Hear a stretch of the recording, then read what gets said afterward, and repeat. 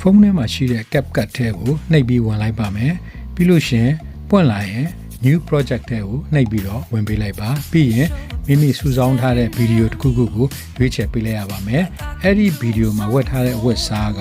ဖြစ်နိုင်ရင်အနီရောင်အပြာရောင်နဲ့အစိမ်းချင်းရောင်ဖြစ်ရင်အယောင်ချိန်တာပုံမပေါ်လွင်စေပါတယ် timeline နဲ့ရောက်လာတဲ့ဗီဒီယို clip ကို select လုပ်လိုက်ပါ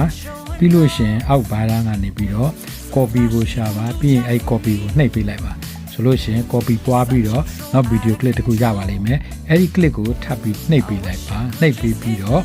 အောက်ကဘားသားမှာ overlay ဆိုတဲ့ဟာကိုနှိပ်ပေးလိုက်ပါအဲ့တော့အဲ့ဒီဗီဒီယိုလေးဟာအောက်လွှာကိုရောက်သွားပါလိမ့်မယ်အဲ့ဒါကိုလက်ညှိုးနဲ့ဖိပြီးတော့ရင်ဗီဒီယိုကိုထိတ်ဆခြင်းတူညီအောင်တစ်ထပ်ထဲကြအောင်ရွှေ့ပေးလိုက်ပါ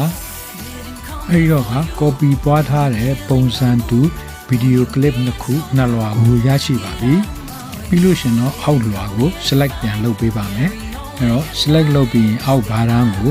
ရွှေ့လိုက်မယ်ရွှေ့ရင်အဲဒီမှာ chroma key ဆိုတာတွေ့ပါလိမ့်မယ်အဲ chroma key ကိုနှိပ်ပေးလိုက်ရင်အပေါ်မှာ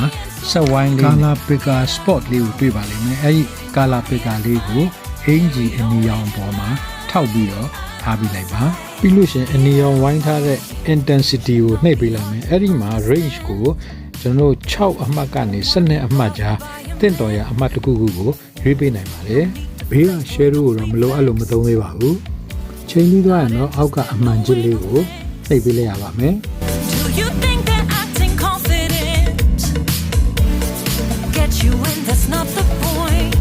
အခါအပေါ်ဗီဒီယိုရဲ့ထိတ်စာကိုသွားမယ်ပြီးရင် select လုပ်လိုက်ပါမယ်ပြီးလို့ရှင် split နှိပ်ပြီးတော့အပိုင်းတစ်ပိုင်းဖြစ်လိုက်အပေါ်က20စက္ကန့်ကြော်လေးတွေကိုအပိုင်းလေးတွေပိုင်းပြီးတော့ဖြတ်တောက်ပါမယ်အဲ့တော့အဲ့လိုပဲအပိုင်းလေးတွေဖြတ်တောက်တဲ့နေရာမှာ5ပိုင်းသို့မဟုတ်6ပိုင်းအထိရအောင်အပိုင်းပိုင်းလေးတွေ20စက္ကန့်ဒါမှမဟုတ်3စက္ကန့်ခြားစီကိုအပိုင်းလေးတွေဖြတ်တောက်ပေးလိုက်ပါမယ် split နှိပ်လိုက်ပိုင်းလိုက်လုပ်သွားပါမယ်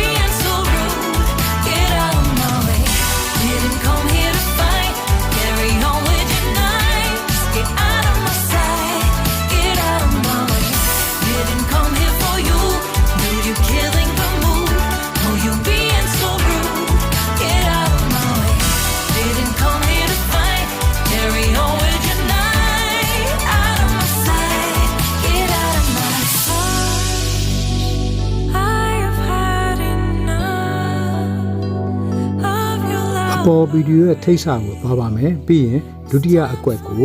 select လုပ်ပြီးထောက်လိုက်ပါမယ်ပြီးတာနဲ့အောက်က filter ဆိုတဲ့နေရာကိုနှိပ်ပေးလိုက်ပါမယ်ခဏစောင့်ပေးလိုက်ပါအခုလိုပေါ်လာခဲ့ရင်ကျွန်တော်ထိတ်နာက BNW အုပ်စုကိုနှိပ်ပေးပါဒီအုပ်စုတွေက BW3 ကိုနှိပ်ပြီးရွေးပေးလိုက်ပါမယ်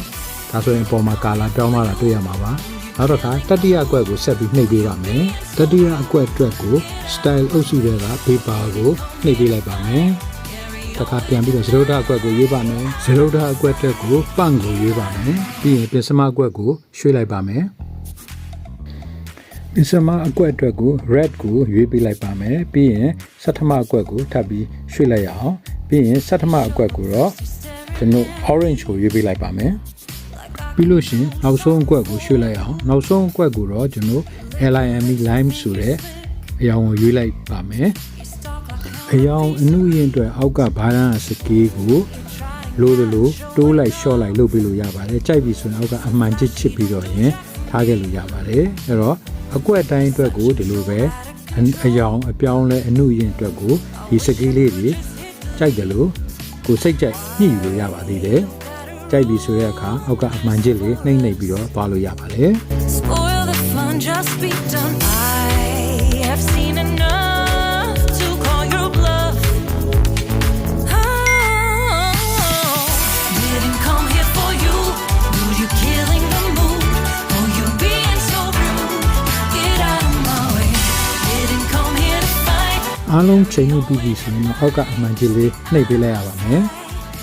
ကဲဟုတ်ပါပြီဒီလိုပြပြင်ပြီးဆိုရင်တော့ကျွန်တော်တို့ပုံဗီဒီယိုအစကိုသွားပြီးတော့ဗီဒီယိုကို play ပြီးတော့ပြန်ကြည့်လိုက်အောင်ပါဗီဒီယို export ထုတ်ဖို့အတွက် resolution ရွေးဖို့ဒီ 1080p ကိုနှိပ်ပေးလိုက်ပါ အဲ့ဒါပြီးပြီဆိုရင်တော့ဒီများကိုနှိပ်ပြီးတော့ video file ကို export လုပ်မယ်ထုတ်လိုက်ပါဟုတ်ကဲ့ပါ TikTok ဆိုရင်အဲ့ဒီအရောင်ကားလာ CapCut နဲ့ဘယ်လိုချိန်မလဲဆိုတဲ့သင်ခန်းစာလေးပဲဖြစ်ပါတယ်နှစ်သက်လိမ့်မယ်လို့မျှော်လင့်ပါတယ်အဲ့တော့မိမိရဲ့ Kantkaw knowledge sharing channel ကို subscribe လုပ်ပေးကြတဲ့မိတ်ဆွေများအထူးပဲကျေးဇူးတင်ပါတယ်ဗီဒီယိုတွေပဲကြည့်သွားပြီးတော့ယခုတက်တိုင်အောင် subscribe လုပ်ရသေးတဲ့မိတ်ဆွေများလည်းကျွန်တော်တို့ channel ကို subscribe လုပ်ပေးသွားဖို့မေတ္တာရပ်ခံချင်ပါတယ်ဗီဒီယိုလေးကိုလည်း like share comment လုပ်ပြီးအားပေးကြပါနောက်ထွက်လာမယ့်ဗီဒီယိုမှာထပ်မံဆွေးနွေးအားလုံးကျေးဇူးတင်ပါတယ် bye bye